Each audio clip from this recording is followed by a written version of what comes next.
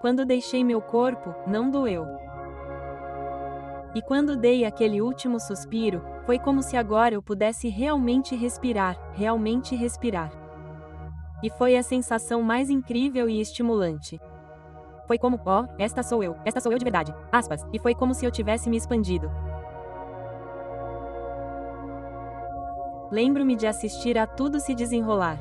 Lembro-me de ver a ambulância ainda dirigindo para lá, quase no estacionamento, vindo até mim.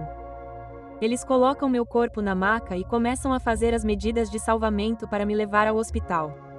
Lembro-me de assistir a tudo isso quase como se fosse um filme e ter esses sentimentos como: meu Deus, essas pessoas realmente se importam. Elas nem me conhecem, olha o quanto elas estão tentando me ajudar. Aspas. Comecei a admirar meu corpo e a pensar: sim, sou grata por esse corpo. Sou grata pelo meu tempo aqui, mas essa não é a minha cara.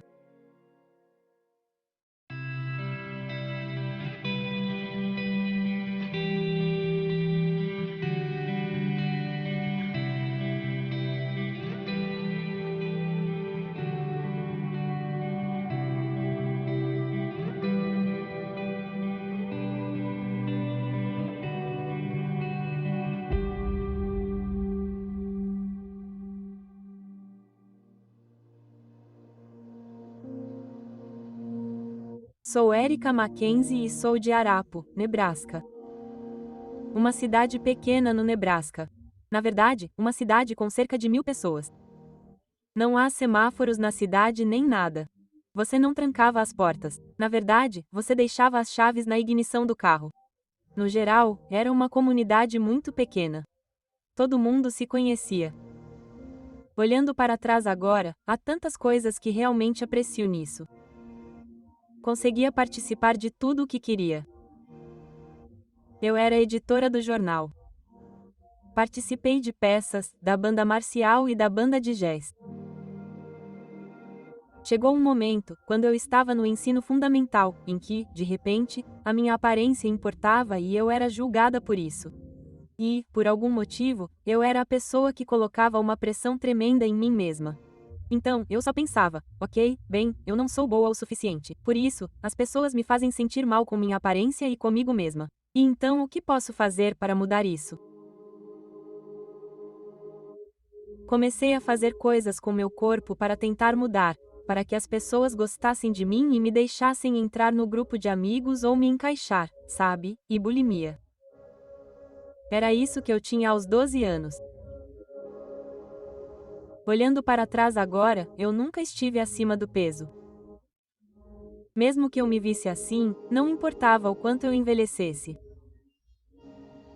No ensino médio, na faculdade, sendo uma jovem noiva, depois continuando e sendo mãe, trabalhando no mercado de trabalho, sempre parecia haver, às vezes, esse julgamento, onde eu me sentia pressionada novamente, tipo: ah, não, ok, eu não sou boa o suficiente. Sabe, o que estou fazendo de errado? E esse era o padrão da bulimia. Ele simplesmente ficou comigo e foi assim que eu lidei com isso. Avançando para meu primeiro emprego como enfermeira depois da faculdade, alguns médicos prescreveram fentamina, Fenfen, que é um narcótico de classe 5. É uma pílula de dieta. Naquela época, era a última moda e as pessoas tomavam para emagrecer. Nunca usei drogas quando criança nem nada. Só bebia álcool. Então, não percebi o quanto isso é viciante. E nem percebi que estava controlando minha vida. Eu era completamente viciada. Era um segredo terrível que eu escondia de todo mundo, inclusive do meu marido, porque essa pílula não deveria ser tomada por muito tempo.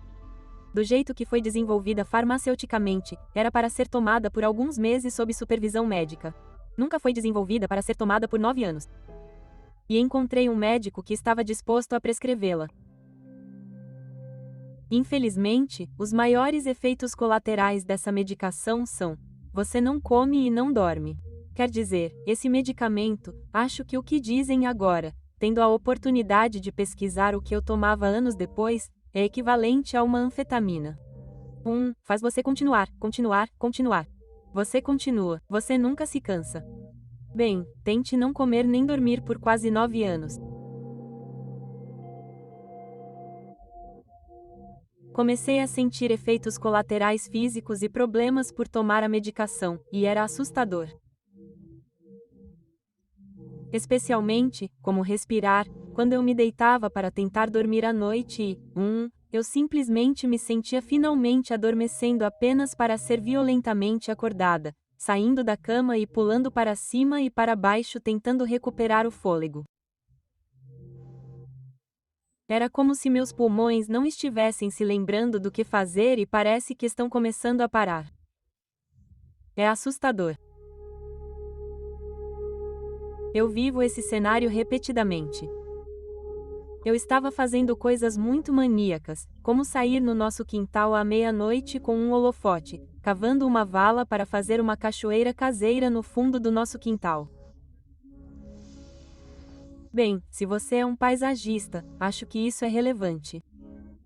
Mas, se for 1 da manhã, sabe, meia-noite, isso não é algo normal de se fazer. Havia tantos comportamentos que comecei a ter por não comer e dormir. Quer dizer, é muito maníaco. E meu marido estava tão preocupado e não entendia o que estava acontecendo. E como eu disse, eu neguei tudo, eu não o deixei entrar, eu estava envergonhada. Eu estava com muita vergonha. Meu marido me fez sentar um dia, ele já estava cansado o suficiente naquela noite anterior, foi especialmente ruim, eu realmente pensei que estava morrendo. Eu não conseguia recuperar o fôlego e estava tendo dificuldade até mesmo para pular. Normalmente, pular para cima e para baixo pelo menos recomeçaria as coisas. Dessa vez não estava ajudando muito. Então foi meio que uma noite difícil e eu fiquei acordada a maior parte da noite. Na verdade, eu nem acho que fui dormir naquela noite. E então ele me sentou no dia seguinte, ele estava exausto. Ele disse, sabe de uma coisa? Não podemos continuar assim porque tenho que sustentar nossa família e as crianças precisam de você. Eu deveria ter dito a verdade. Eu deveria ter dito, não estou bem, precisamos chamar a ambulância, preciso ir ao hospital. Era isso que eu deveria ter feito. Mas, de novo, eu estava cheia de vergonha e, sabe, eu disse que estava bem. Eu disse, provavelmente só preciso dormir muito bem. E ele disse, ok, bem, você tem uma das crianças na cama, sua cama esperando por você, sabe? Então isso não vai acontecer aqui. Quer dizer, nós tínhamos uma casa minúscula, sabe? E ele disse, você está bem para dirigir? E eu simplesmente escondi isso dele. Eu disse, sim, estou bem. Ele disse, você sabe, aquele feriado ou algo assim na rua, ele não fica nem a 1 quilômetro da nossa casa. Ele disse, você vai lá e vai fazer o check-in agora mesmo e vai me ligar quando chegar no quarto. Ele disse, você vai dormir, você precisa descansar. Eu dirigi, como você disse, até o Holiday Inn. Fui até o balcão para fazer o check-in. A moça atrás do balcão me disse, sinto muito, querida. Não temos quarto no final. Estamos completamente reservados. Há uma convenção e, você sabe, não havia muitos hotéis lá naquela época. Comecei a ficar realmente tonta, quase como se eu simplesmente não conseguisse. Era como se ela estivesse blá blá blá, mas ela estava tentando ser útil e explicar que havia outro hotel a cerca de 3 quilômetros da estrada. Mas parte de mim estava sentindo que ia desmaiar. E quando desmaio, já sinto que não consigo respirar. Meus pulmões estão doendo. Estou passando por um momento difícil, mas dessa vez não vou acordar. Estou chorando no carro. Eu fico tipo, Deus, não consigo fazer isso. Eu só disse, por favor, me leve para o próximo hotel, Deus. E eu vou descansar. Finalmente cheguei ao estacionamento deste hotel. Eu estava muito tonta enquanto caminhava e fazia o check-in na recepção.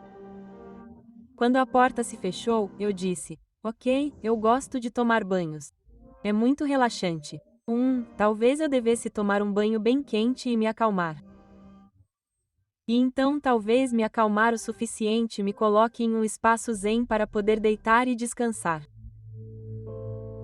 Comecei a abrir a torneira para encher a banheira.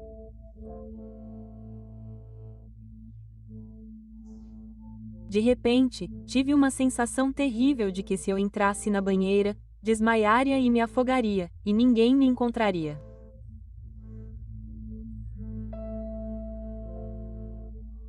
Era como se eu não tivesse tempo nem de fechar a torneira. Era como uma bomba relógio e meu tempo estava acabando. Eu simplesmente reuni todas as minhas forças e saí correndo do quarto do hotel. Eu não tinha as chaves do carro, não tinha meu anel, não tinha minha identidade, não tinha sapatos. Lembro-me de correr pelo estacionamento e chegar à última faixa e um carro quase me atropelou. O cavalheiro saiu e ele corre até mim e pergunta: "Você está bem? Você está bem?" Sabe, eu sabia que essa era minha tábua de salvação. E eu estava chorando e tentando fazer as palavras saírem com sentido. O homem falava um inglês muito ruim. Eu estava tendo muita dificuldade para entendê-lo, mas sabia que ele queria me ajudar. E ele abriu a porta do passageiro para eu entrar. E, claro, olhei para o banco do passageiro e tive que pegar este livro porque eu tinha que conseguir me sentar e era uma Bíblia. Ele tinha uma Bíblia e esse foi o sinal de Deus de que eu deveria ir com ele. Foi o que senti. Eu tinha paz no meu coração. Então, entrei. Ele fechou a porta. Ele está chorando porque quase me atropelou, sabe? E ele realmente não entende inglês. Bem, e eu estava tentando me comunicar com este homem que eu precisava ir ao hospital. Eu precisava de ajuda. Eu estava morrendo. E então, ele dirigiu até o morro. Não era nem 1 quilômetro de distância. E ele estacionou neste estacionamento. Havia um homem muito alto e grandalhão no estacionamento esperando por nós. Os dois tiveram que me tirar do carro e me levar para dentro de um prédio que era uma igreja. Então ele me levou para a igreja dele e era o pastor que o estava ajudando. Ele disse: "Você está bem? Quem é você?" Certo? Eu não conseguia lembrar meu nome. Eu não sabia. Ele ficou meio pálido. Ele sabia que eu ia morrer. Ele sabia. E ele disse, ele bateu com o punho na mesa para chamar minha atenção. Ele disse: "Você acredita em Deus?" Eu só lembro de dizer a cada respiração: "Eu acredito em Deus." E quando eu disse isso, todo o meu fôlego saiu. Foi tão forte, eu estava no teto. Não havia como voltar para o meu corpo. Eu só tinha que me soltar. Quando dei aquele último suspiro, foi como se agora eu pudesse realmente respirar, realmente respirar. E foi a sensação mais incrível e estimulante. Foi como, este sou eu de verdade, e foi como se eu tivesse me expandido. Lembro-me de assistir a tudo se desenrolar. Lembro-me de ver que a ambulância ainda estava dirigindo, quase no estacionamento, vindo até mim. Eles colocam meu corpo na maca e começam a fazer as medidas de salvamento para me levar ao hospital. Lembro-me de assistir a tudo isso quase como se fosse um filme e ter esses sentimentos como: meu Deus, essas pessoas realmente se importam. Elas nem me conhecem, olha o quanto elas estão tentando me ajudar. Comecei a admirar meu corpo e a pensar: sim, sou grata por esse corpo. Sou grata pelo meu tempo aqui, mas não sou eu de verdade. Lembro-me de sentir uma presença angelical à minha direita. Ela me envolveu com amor e eu o deixei ir, é a melhor maneira de dizer. Assim que tive essa facilidade de deixar ir, foi quando comecei a subir esse túnel. Agora estou viajando em uma velocidade supersônica. Foi emocionante e cheio de tanto amor que houve tantos momentos em que eu estava no túnel que pensei: meu Deus, não sei se consigo colocar mais amor nesse sentimento porque vou explodir. Eu não vi o anjo fisicamente com meus olhos, mas não precisei. A melhor maneira de descrever isso é que os 5 sentidos humanos que reconhecemos aqui na Terra em nossos corpos são confinados. Quando eu estava naquela forma sem a concha humana, eles não estavam mais confinados. E então eu conseguia ver não apenas com esses globos oculares, certo? Era maior do que isso, era muito maior. Então eu conseguia ver e sentir o anjo. E o anjo era tão incrivelmente lindo e tinha essa conexão comigo. Era como se uma pessoa pudesse receber tanto amor.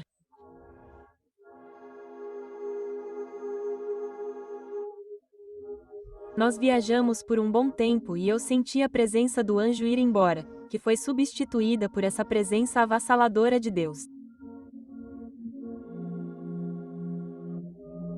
Deus estava comigo e ao meu redor e eram as estrelas por toda parte. Eu estava na galáxia. Foi a sensação mais incrível. E ao mesmo tempo, eu pensei: uau, estou em casa. Eu sabia que estava em casa. Era o meu lar, não a terra. Pela primeira vez, tive essa percepção. Foi tão incrível estar com Deus naquela presença. E lembro de ter tantos sentimentos e pensamentos inundando minha mente, quase como um fichário. E Deus estava lá, assim que eu pensava, Ele respondia e me enchia de mais amor. E então há esse grande momento de ensino acontecendo. E então me lembro de Deus me dizendo para olhar para minha frente. E eu estava olhando para minha frente e admirando todas as estrelas incríveis e estava vendo algo. Eu pensei: uau, isso é interessante. As estrelas estão fazendo algo e estão se alinhando e formando uma cortina enorme e eu vi as estrelas se abrindo e a contagem regressiva 3, 2 para 1 e a revisão da vida de Erika Mackenzie e então a primeira imagem nesta tela de cinema era eu no hospital. Minha mãe estava me segurando. Ela tinha acabado de me dar à luz. Começamos naquele momento do dia em que nasci e passamos a viver todos esses momentos da minha vida. Uma das primeiras lembranças foi quando eu estava perdendo meu primeiro dente na primeira série e então me lembro de, na terceira série, ganhar o concurso de soletrar e depois me formar no ensino médio, me casar e me tornar mãe. E lembro que, enquanto os revisávamos, eu estava sendo preenchida com todo esse amor e admiração de Deus e momentos de ensino que eram todos positivos.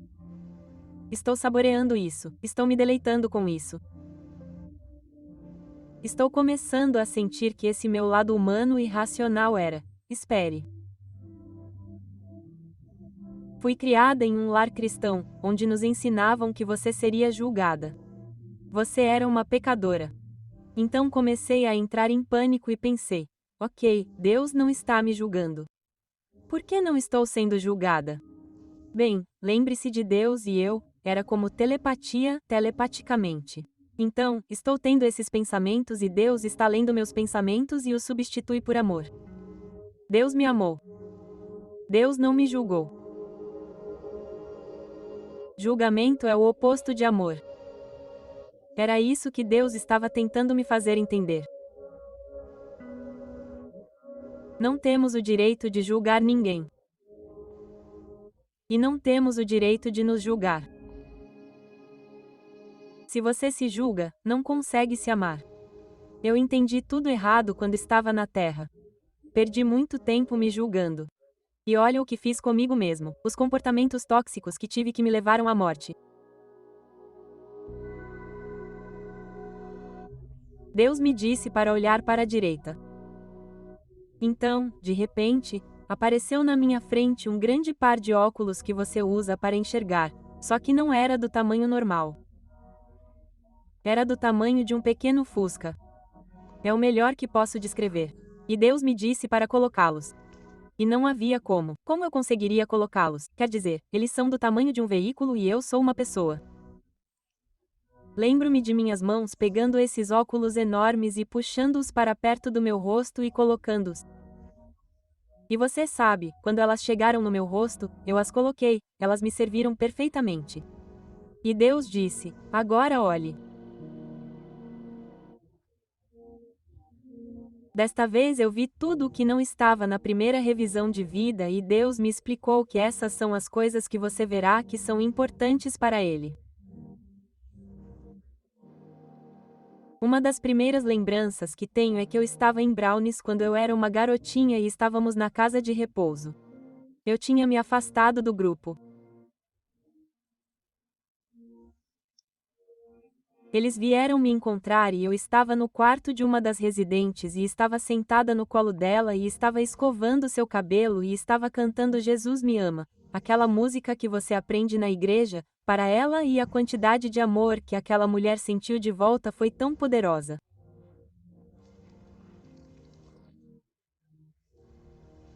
Apenas aquela pequena coisa que eu fiz.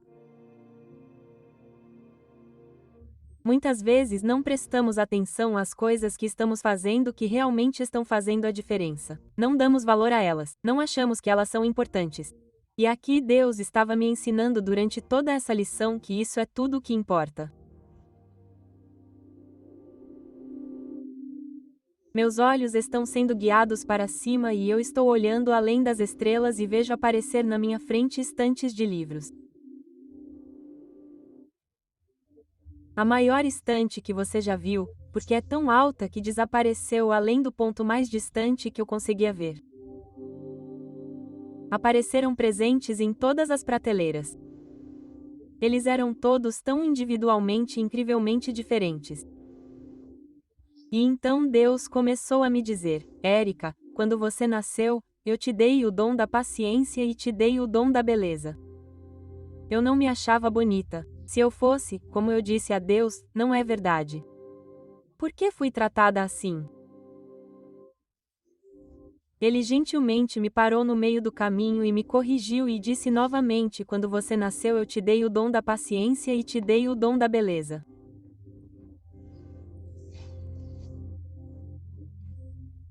E naquele momento eu entendi pela primeira vez o que o dom da beleza realmente significa. Não é o que me ensinaram a acreditar. O que a humanidade acredita. Isso é o que Deus acredita que é belo. E a beleza veio de dentro do meu coração. Meu coração. E foi um alívio pela primeira vez não só ouvir, mas sentir que eu era o suficiente.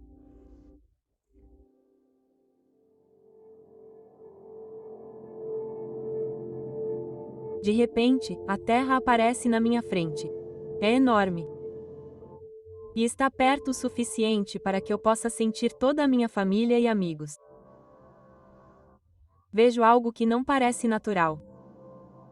Lembro-me de dizer a mim mesmo: nossa, o que é isso? Sabe, e é assim que penso: o que é isso?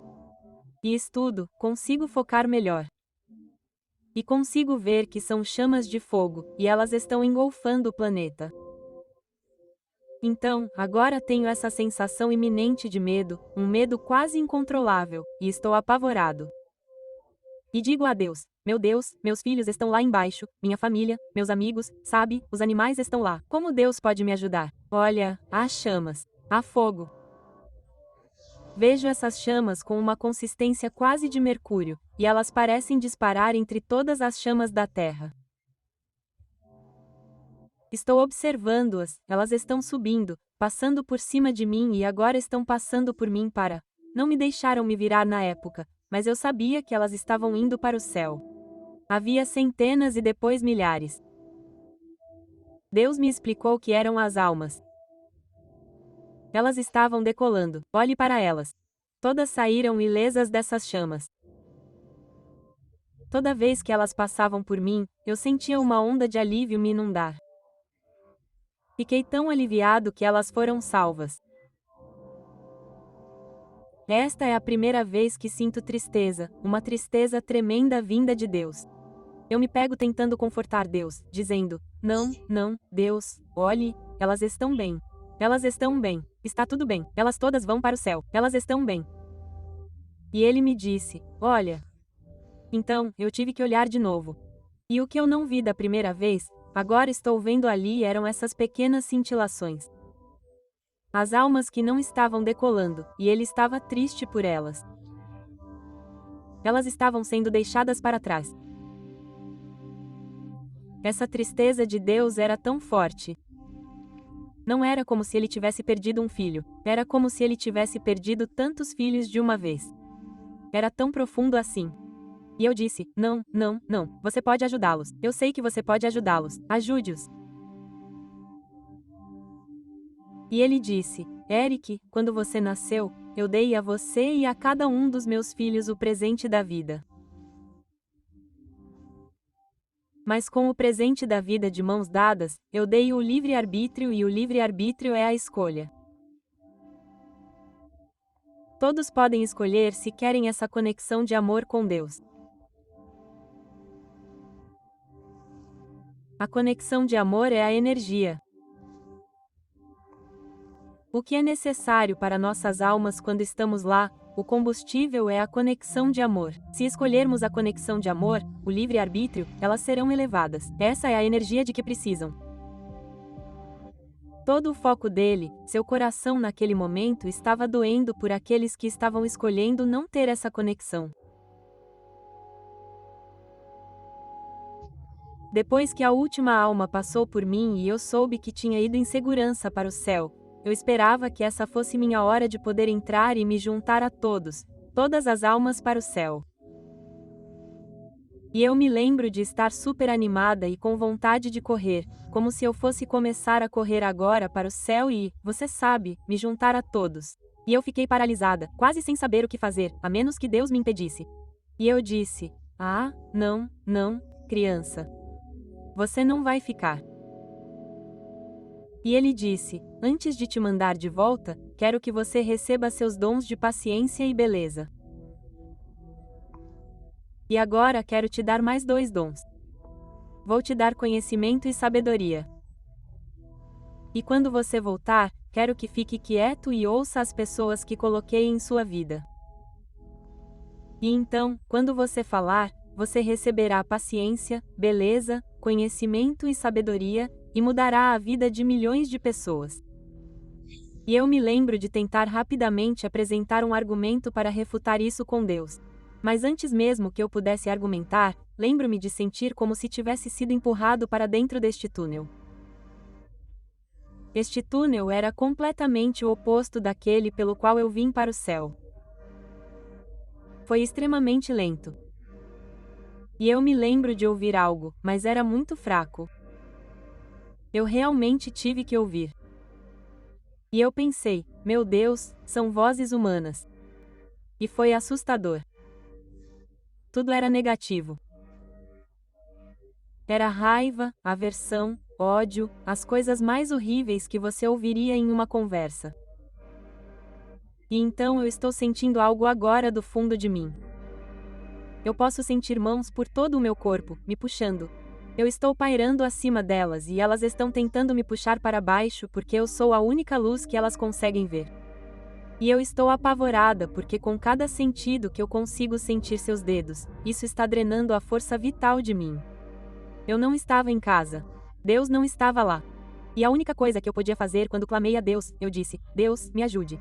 Por favor, me ajude. Eu te amo. Eu não quero estar aqui." Aspas. Quando clamei a Ele, eu tinha estabelecido aquela conexão amorosa novamente. E assim que fiz isso, pude sentir todas aquelas mãos se afastando de mim com relutância. Elas não conseguiam mais me puxar, e agora eu estava me levantando alto o suficiente para que elas não pudessem me alcançar. Eu tinha essa conexão com Deus o tempo todo. Era o combustível me impulsionando de volta à Terra. E eventualmente, eu me vi pairando sobre meu corpo na sala de emergência. E eu sabia do inevitável, que eu teria que voltar para aquele corpo. Olhei para o meu corpo, eu não tive tempo suficiente para pensar ou discutir qualquer outra coisa, e fui forçada a voltar para o meu corpo. Recuperei a consciência. Olhei para o meu marido e ele estava tão grato e eu podia sentir o amor dele e o alívio. E eu me lembrei: oh meu Deus, eu tenho que contar a ele o que aconteceu comigo, sabe? Eu tenho que ir para o céu, cara. Certo? Bem, eu não tinha voz. Nenhuma voz. Nada saía da minha boca, não importa o quanto eu tentasse. E eles disseram: descanse, descanse. Você sabe, as enfermeiras estão me dando os fluidos intravenosos e tudo. Tipo, nem tente falar. Eles disseram: você precisa descansar. Acordei com o médico entrando no quarto. Ele disse: ah, você está conosco. Bom dia, senhora Mackenzie. Como você está hoje? Eu fiquei tipo: ai, meu Deus. Ah, não, doutor, não faça a avaliação de saúde ainda. Não temos tempo para isso porque ele vai começar a ouvir meu coração e todo esse tipo de coisa. E eu fiquei tipo: não. Acabei de ir para o céu. Estive com Deus. Tenho que te contar o que ele me disse. Observei o rosto do médico.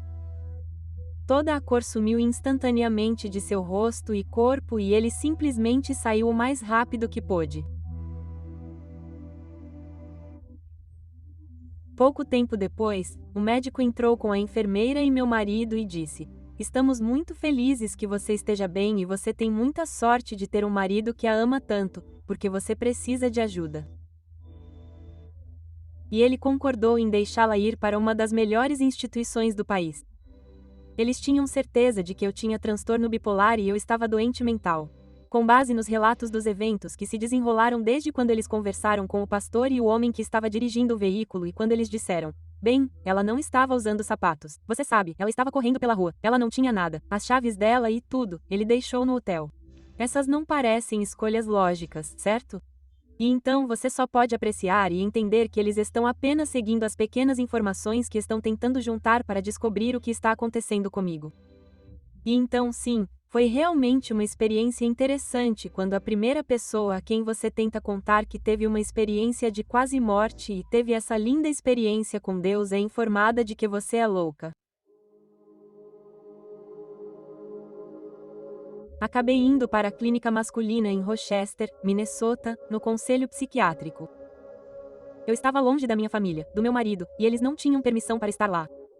Fiquei lá quase um mês e aprendi que, por mais profundo que fosse tudo o que tinha acontecido comigo, eu não podia falar sobre isso porque quando eu falava sobre isso lá, era quando um novo medicamento era adicionado.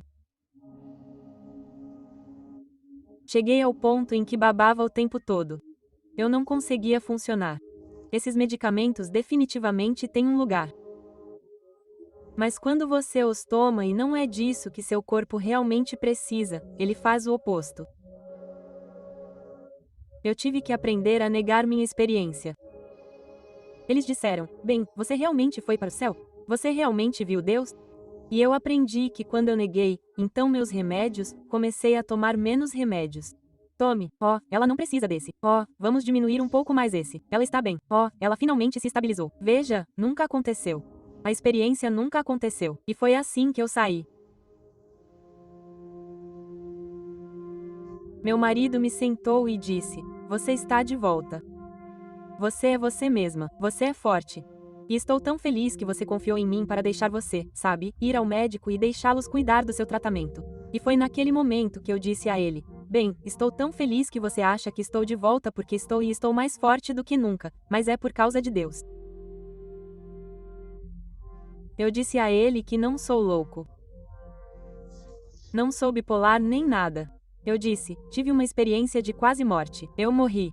Ele simplesmente começou a chorar. Ele se sentiu muito mal por não acreditar em mim, porque me conhece desde que eu tinha 18 anos. A pessoa que eu era antes de tudo isso, sabe? Então ele sabia que eu estava de volta e que estava dizendo a verdade. Não tenho todas as respostas. Tudo o que posso dizer é o que sinto pelo que passei com essa experiência. Aprendendo a deixar o ego morrer e deixar os pensamentos e as maneiras de Deus de como devemos viver aqui, que tem tudo a ver com amor. Tem tudo a ver com defender uns aos outros. Senti-me compelida a fazer enfermagem paliativa porque tinha pavor de morrer antes que isso acontecesse comigo. E agora sempre penso que adoraria que todos tivessem esse sentimento de paz. A maioria das pessoas que andam por aí hoje não se sente amada. Cada um de nós é muito importante. O que todos nós trazemos para a mesa é muito valioso e somos muito amados. A vida é um presente. Aproveite. Encontre uma maneira de torná-la satisfatória para você, para que você queira estar aqui enquanto estiver aqui, mas faça a diferença enquanto estiver aqui. Você está aqui.